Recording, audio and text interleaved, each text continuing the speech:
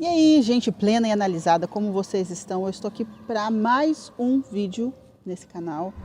Você provavelmente deve ter assistido esse vídeo aqui, ó, que fala sobre esse assunto aí, meu filho é gay, e agora?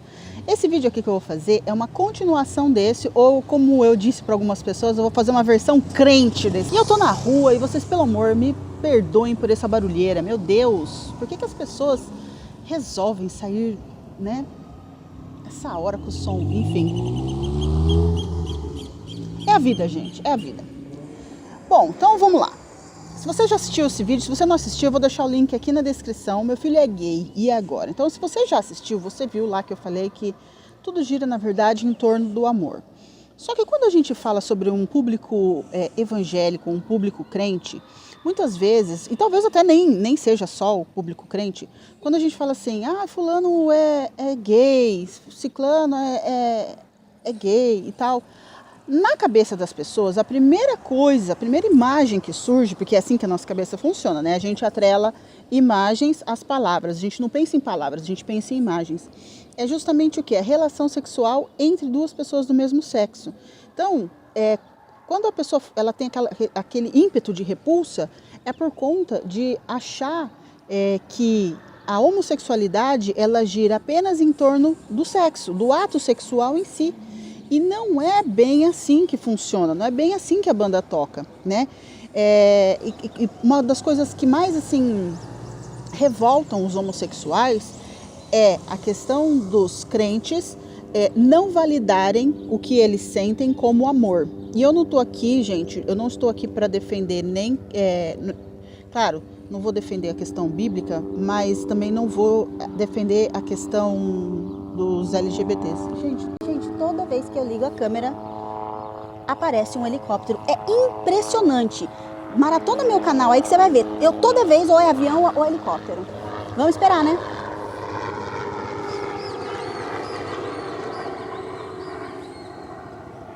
Vai ver que é muita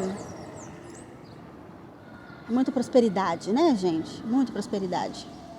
Como eu falei, muitas vezes a pessoa tem aquela visão do ato sexual em si, só que tem muito mais coisas atreladas a essa questão.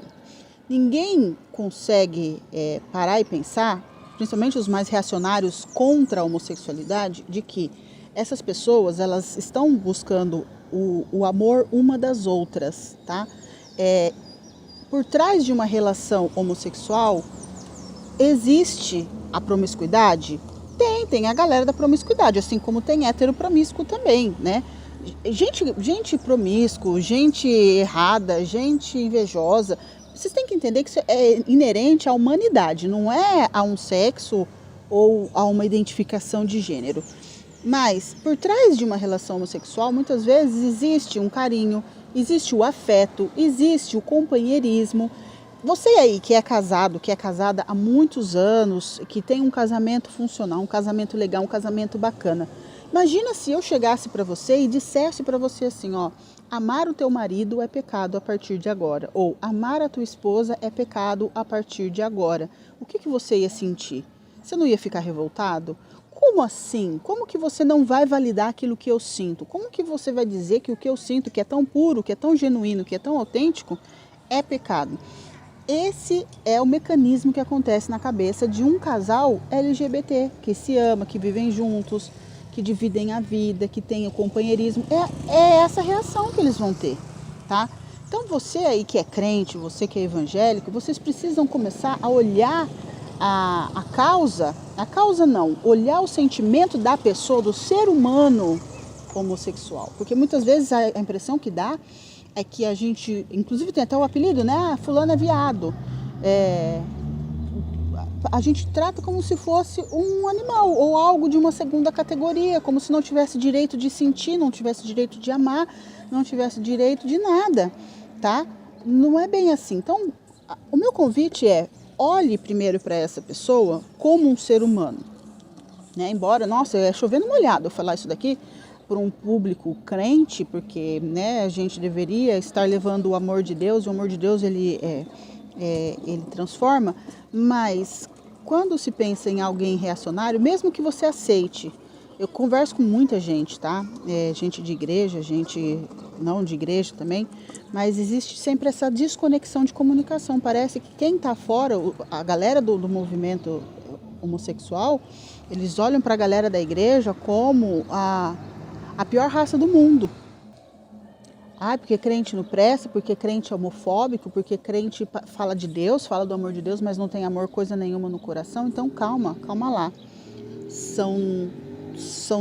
Calma lá um pouquinho. São duas visões muito agressivas das duas partes. Então eu não tô aqui, eu não estou falando para homossexuais, eu estou falando para crentes. Então você que é crente, você precisa olhar primeiro de uma forma empática. Por trás de todo esse processo, essa vivência homossexual, existe uma história, existe uma pessoa, existe um monte de coisas muito mais profundas que não é da tua conta, tá? Então o teu papel inicial, assim como os pais, né, lá no outro vídeo que eu falei, o seu papel inicial é amar essa pessoa, olhar para ela com empatia, olhar para ela com esse olhar de trazer essa pessoa para si em primeiro lugar.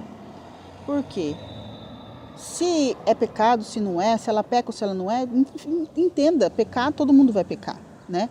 E eu não sei o que acontece dentro das igrejas, que o pecado da homossexualidade, ele é colocado num pedestal, como se fosse o top 1 de todos, tá?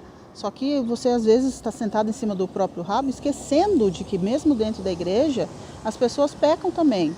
Mentira é pecado, roubar é pecado, enganar é pecado, tudo isso daí é pecado. E tem adultério e tem outras coisas, né? O pecado sexual, ele é enorme. Então, o convite que eu faço é olhar para essas pessoas pensando, você é heterossexual? Você ama uma pessoa? Imagina se amar quem você ama fosse tido como pecado pela Bíblia. Então, aí você começa a se colocar de verdade no lugar do outro, tá? E quem convence a pessoa do pecado, do juízo e da justiça, não é você e nem eu. A própria Bíblia diz que é o Espírito Santo. Então, você como crente, vamos dizer assim, você precisa ser um facilitador para o Espírito Santo, para ajudar essa pessoa a se encontrar com o Espírito Santo. Porque o Espírito Santo é que vai convencer ela se isso está certo ou se isso está errado. E aí, se o Espírito Santo convencer, beleza. Se ele não convencer, beleza também. Entenda que convencer as pessoas do pecado não é papel teu, é papel do Espírito Santo. Violeta, inclusive até, esses dias eu assisti um vídeo do Robert Diego, que eu respeito demais, gosto muito dele, e ele fala sobre isso. Não que também quando um irmão está em erro, a gente deve exortá-lo, que a Bíblia também nos ensina dessa forma. Só que o problema é que muitas vezes a gente, como igreja, se preocupa muito mais em exortar do que amar. Então, imagina, você pega uma criança que ela tem TOD, ou, né, não sei se você sabe o que é TOD, transtorno opositor, não sei das quantas. Ou uma criança que é hiperativa. Você não vai conseguir tirar dessa criança a hiperatividade dela simplesmente dando uma palestra, né? Ou dando uma bronca nela. Fica quieto, cala a boca. Será que você não fica quieto? E a criança vai obedecer. Por que isso não vai acontecer? Porque ela tem uma condição anterior, uma condição que coloca ela nesse lugar de hiperatividade. Penso eu que com o homossexual é a mesma coisa. Ele tem uma condição anterior e não é você falando que você vai conseguir trazer essa pessoa para Cristo ou convencer ela de que isso é pecado ou não é. Entendeu? O papel da igreja é amar, é receber, é acolher, compreender e aproximar essa pessoa de Cristo.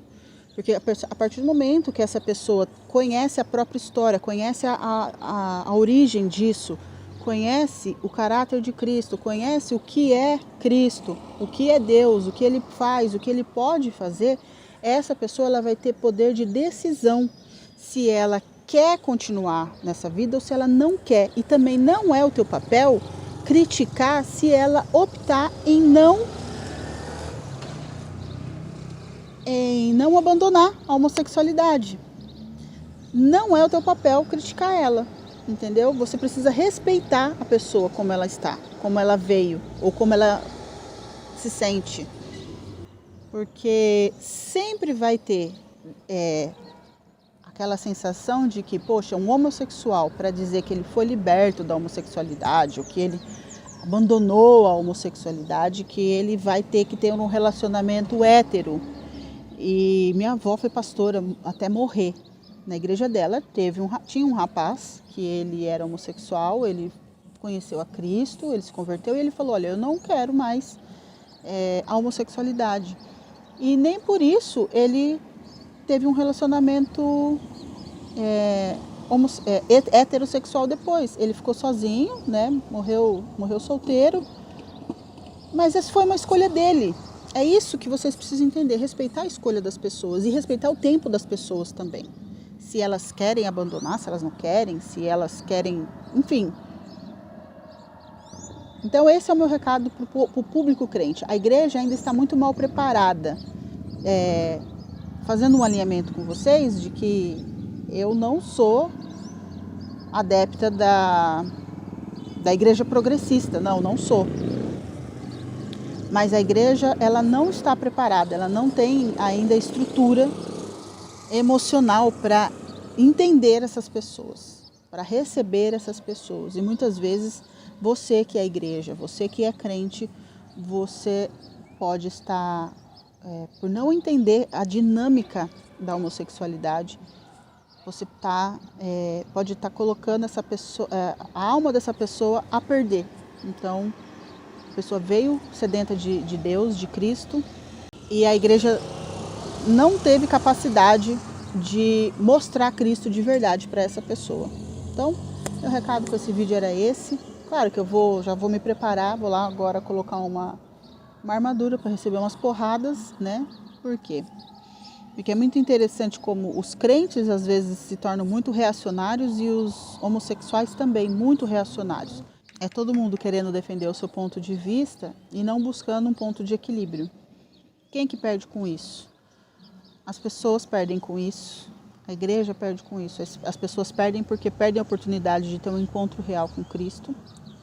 E esse encontro não precisa ser instantâneo, ele não precisa ser em 2 meses, em 3 meses, às vezes ele pode demorar anos. A igreja perde porque aí fica eu contra vocês, vocês contra a gente. Ninguém está ganhando com isso. E as famílias perdem, porque esses filhos que eles são filhos de crente e acabam escolhendo a homossexualidade, aliás, eles não escolheram, né? Teve uma gênese, teve um início aí, mas eu não posso tratar disso aqui, né? Só em terapia. Existe um início. E as famílias estão perdendo, porque muitas vezes a família ela defende demais um ponto de vista, que é o da condenação, e esquece que essa pessoa homossexual é seu filho, é seu sobrinho, é seu tio, é seu parente. E o seu comportamento está afastando essa pessoa cada vez mais de Deus. Muitas vezes esse homossexual ele cresceu na igreja.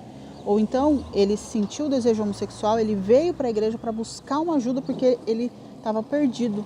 Ele não sabia o que ele queria exatamente. E chegou lá, só encontrou o quê? Desprezo, preconceito, condenação e não conseguiu aprender nada sobre Cristo. Ou não conseguiu se encontrar com Cristo de verdade. Então, o vídeo de hoje era esse. Um beijo, um abraço, te espero no próximo. Talvez sem tanto barulho, né?